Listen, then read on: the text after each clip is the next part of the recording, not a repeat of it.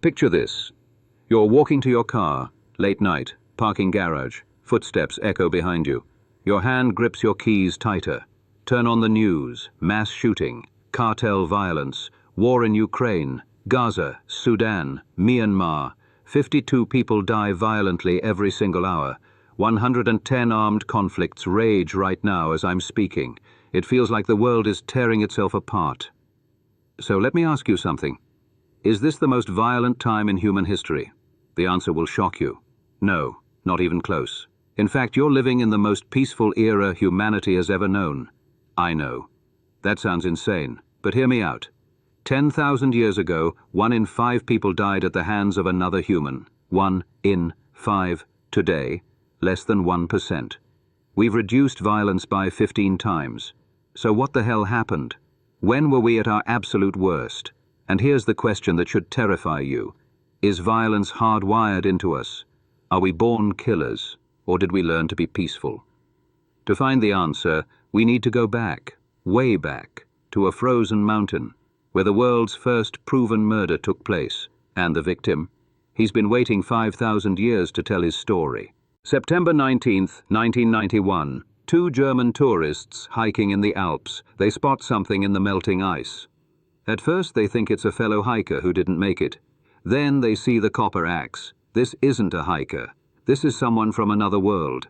Meet Ötzi, the Iceman. He died 5,300 years ago, and when forensic scientists examined his body, they uncovered a crime scene. An arrowhead, lodged in his left shoulder, fired from behind. The arrow severed his subclavian artery. He bled out in minutes. But that's not all. Deep cuts on his hands, defensive wounds from a fight 2 days before his death, blood on his clothes from 4 different people. And here's the kicker. Blunt force trauma to his skull, probably while he was dying. A finishing blow. Imagine his last moments. He's been in a fight. He's wounded. Maybe he thinks he escaped. He climbs into the mountains, thinks he's safe. Then the arrow hits. He drops, snow beneath him turning red, sky impossibly blue above. Someone walks up, looks down at him, and strikes one final time. This wasn't self-defense. This wasn't an accident. This was murder. Cold, calculated, premeditated. Someone tracked Ötzi for days, waited for the perfect moment, shot him in the back like a coward. 5,000 years ago, in those frozen mountains, humans were already killing each other with planning and precision. But here's what should really freak you out. Ötzi isn't unique. He's just the first one we found with enough evidence to prove it. Because when we dig deeper into our past, way deeper, we find something disturbing. Murder is a family tradition. Spain, 500,000 years ago, a place called Cima de los Huesos, the pit of bones. 28 bodies at the bottom of a deep cave shaft. Neanderthals, our evolutionary cousins. Most are young, late teens to early 30s, a few children, even fewer old folks. Life was brutal, short, unforgiving. But one skull tells a story darker than just hardship. Skull number 17, young male, and on his forehead, 2 deep fractures, same shape, same size. He was struck twice, with the same weapon, probably a rock or wooden club, right in the face. The forensic analysis is chilling. These weren't defensive wounds. The angle, the force, the placement, this was an attack. Someone stood over him and struck down. Hard. Then did it again. Was it rage? A fight over food? A woman? Territory? We'll never know. But we know this. It killed him.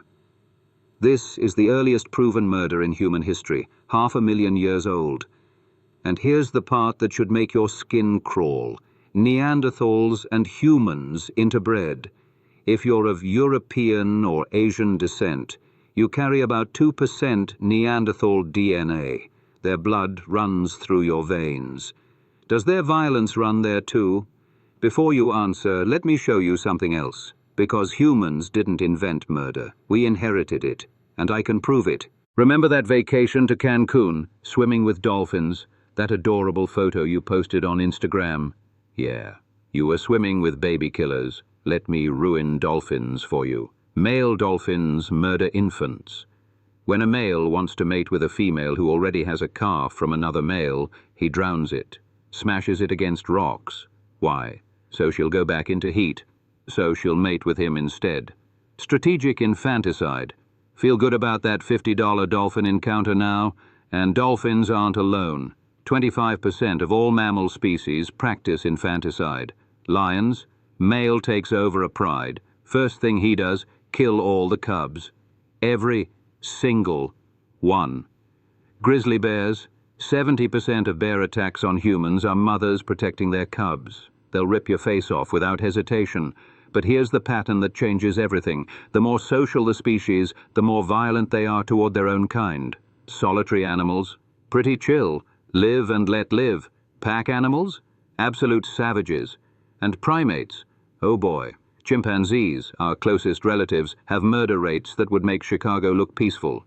But it's not just about survival. It's not just about food or mating. It's about power, territory, dominance. Humans took those same instincts and scaled them up, way up, from killing one rival to wiping out entire communities. Let me show you. Kenya. 10,000 years ago. The shores of Lake Turkana. A small community lives by a lagoon. Hunter-gatherers, maybe 30 people total. The lagoon is rich. Fish, birds, fresh water. Life is good. Then one day, they come. Raiders. From somewhere else. Maybe they've been watching. Waiting. They attack at dawn. 27 bodies. That's what archaeologists found. Men. Women. A pregnant woman. Children. All murdered. Skulls crushed with clubs. Arrowheads embedded in bones. Some had their hands still in defensive positions, fossilized mid-block. The leg bones of the men were shattered. Not to kill them. They were already dead. This was done after. To send a message. And here's the detail that haunts me. Several women of childbearing age are missing from the site. They weren't killed. They were taken. This wasn't a fight. This wasn't a skirmish between rival tribes. This was genocide, with abduction, with unnecessary cruelty. This was the first war. And the motive? Resources. Those raiders saw that lagoon, saw the fish, the water, the good land. And they decided, we want that. So they took it. This is what we've been doing for 10,000 years, seeing something we want, and taking it by force. But here's the question that keeps me up at night. If this has been going on for 10,000 years, hell, for 500,000 years, why are we still here? Why didn't we wipe ourselves out? 1974, Tanzania, Gombe Stream National Park. Jane Goodall is studying chimpanzees. She's been watching them for years, documenting their behavior. She thinks she knows them. Then the community splits. 8 males break away, form their own group, the Kahama. They claim new territory just south of the original Kasakala group. At first it's tense but peaceful. Then the killings begin. January 7th, 1974. 6 Kasakela males cross into Kahama territory. They find Godi, a Kahama male, alone.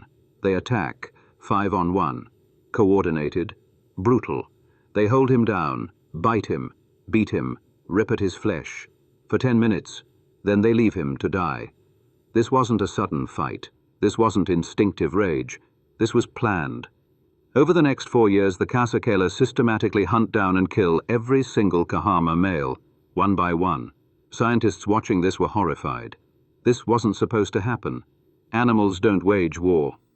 But chimps do. They patrol borders. They strategize. They wait for the right moment, when an enemy is alone and vulnerable. Then they strike. And here's where your brain should be screaming at you. We share 98.8% of our DNA with chimpanzees. When they look at us, they're looking at a cousin. When we look at them, we're looking in a mirror. If they're capable of organized, premeditated warfare, what does that say about us? Here's the mind-bending paradox of our time. We live in the most peaceful era in human history, and we've never been better at killing. World War II, 70 million dead in 6 years. Hiroshima. One bomb, one city, 80,000 vaporized instantly. Today we have nuclear weapons that make Hiroshima look like a firecracker. One Ohio-class submarine carries enough firepower to end civilization. Drones that can strike from 7,000 miles away. AI-guided missiles that choose their own targets. We've built the tools to destroy ourselves 1,000 times over. And yet, we don't. The Cold War. The US and Soviet Union built 50,000 nuclear warheads, enough to turn the planet into glass, and never used them. Why? Because we invented something beautiful and terrifying, mutually assured destruction. MAD. If you launch, I launch. We both die. Game over. It's insane, but it works. Wars are smaller now, more contained. NATO. The UN. International law.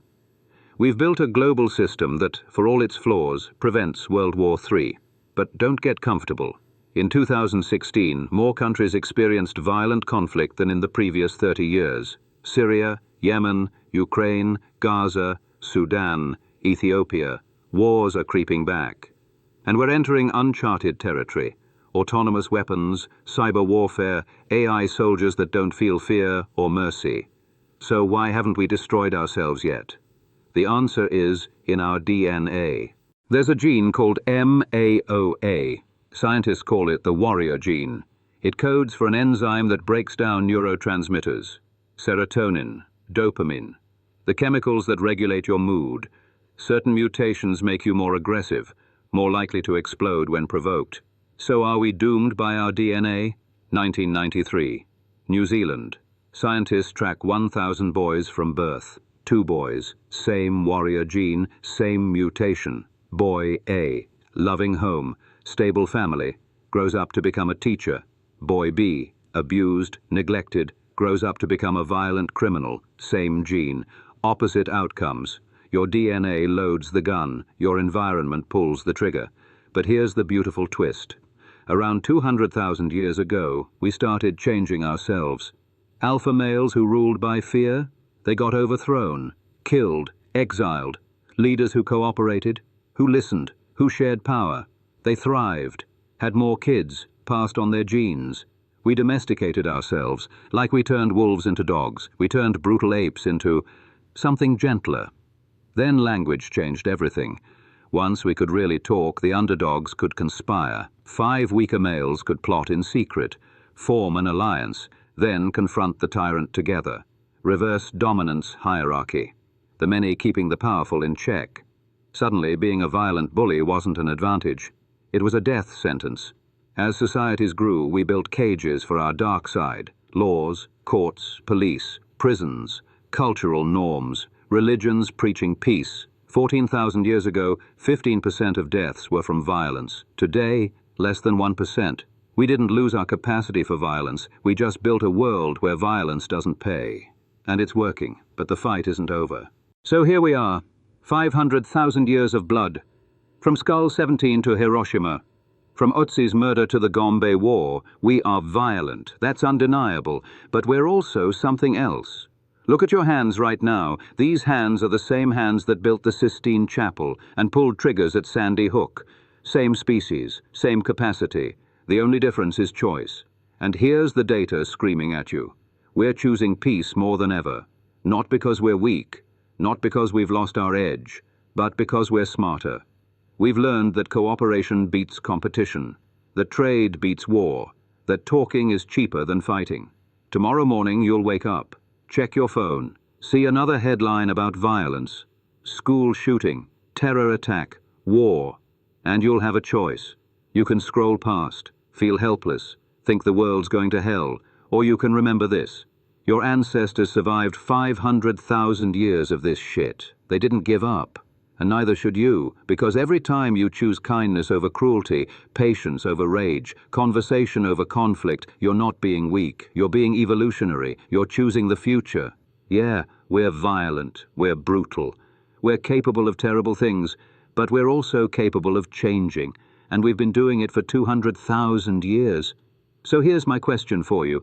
Which wolf will you feed, the killer or the healer? Because that choice, that one choice you make every single day, That's what decides whether we make it another 500,000 years, or whether we become just another extinct species that couldn't figure it out in time. The choice has always been yours. Don't waste it.